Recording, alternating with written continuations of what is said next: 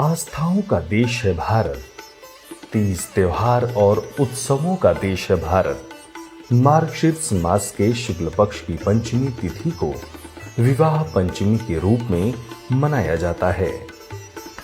इस दिन मर्यादा पुरुषोत्तम भगवान राम और माता सीता की पूजा की जाती है। कहा जाता है कि इस दिन भगवान राम और माता सीता की पूजा से कुंवारे लोगों को सुयोग्य जीवन साथी की प्राप्ति होती है और विवाहित लोगों के वैवाहिक जीवन की समस्त परेशानियां दूर हो जाती हैं। विवाह पंचमी 2020 की तिथि है 19 दिसंबर 2020। विवाह पंचमी 2020 का शुभ मुहूर्त है। पंचमी तिथि प्रारंभ रात 2:22 से 18 दिसंबर 2020।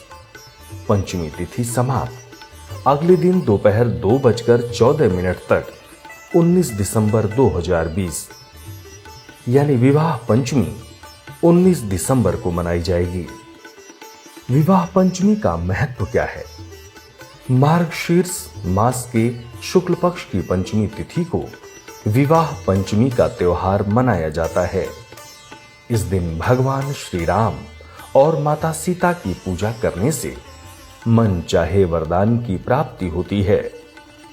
इस दिन बालकांड में भगवान राम और सीता जी के विवाह प्रसंग का पाठ करना शुभ होता है। इस दिन संपूर्ण रामचरितमानस का पाठ करने से पारिवारिक सुख की प्राप्ति होती है। इसके साथ ही परिवार में सदैव सामंजस्य और खुशी का माहौल बना रहता है। आज के दिन रात्रि भजन और श्री राम नाम संकीर्तन करना चाहिए। अब चलिए जानते हैं विवाह पंचमी की पूजा विधि क्या है। विवाह पंचमी के दिन ब्रह्म मुहूर्त में स्नान करें और साफ वस्त्र धारण करें। इसके बाद राम विवाह का संकल्प लें। श्री राम और माता सीता जी की मूर्ति या प्रतिमा स्थापित करें। मूर्ति स्थापना के बाद भगवान राम को पीले वस्त्र और माता सीता जी को लाल वस्त्र अर्पित करें। ओम जानकी वल्लभाय नमः इस मंत्र का कम से कम 108 बार जप करें और भगवान राम और सीता जी का गठबंधन करें। इसके बाद भगवान राम और सीता जी की आरती करें और गांठ लगे वस्त्र को अपने पास संभाल कर रख लें। साथ ही इस मंत्र का जप भी करें। प्रमुदित मुनि न भांवरी फेरी, नेग सहित सब रीति निवेरी। विवाह पंचमी की पौराणिक कथा। पौराणिक कथाओं के अनुसार माता सीता का जन्म धरती से हुआ था। कहा जाता है कि राजा जनक हल जोत रहे थे, तब उन्हें एक बच्ची मिली और उसे वो अपने महल में ले आए और अपनी पुत्री की तरह उनका पालन पोषण करने लगे। उन्होंने इस बच्ची का नाम सीता रखा। लोग उन्हें जनक पुत्री सीता या जानकी कहकर पुकारते थे।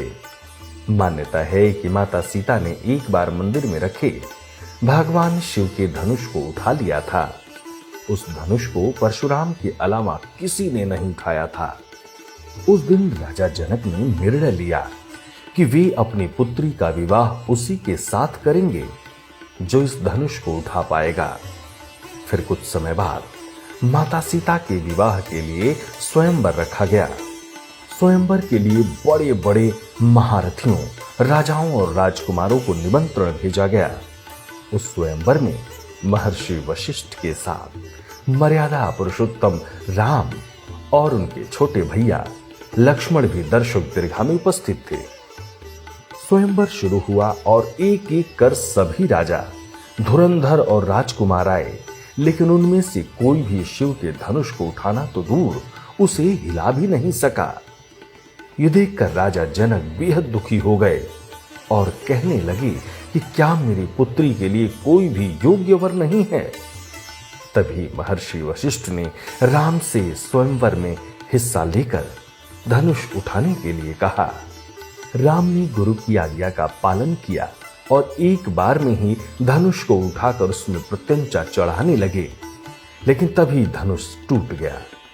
इसी के साथ राम स्वयंवर जीत गए और माता सीता ने उनके गले में वरमाला डाल दी।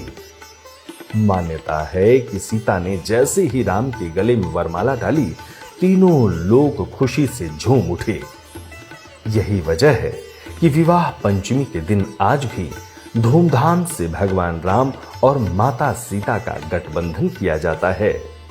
श्री अयोध्यापुरी में और जनकपुरी में तो बड़ी ही धूमधाम से इस उत्सव को मनाया जाता है।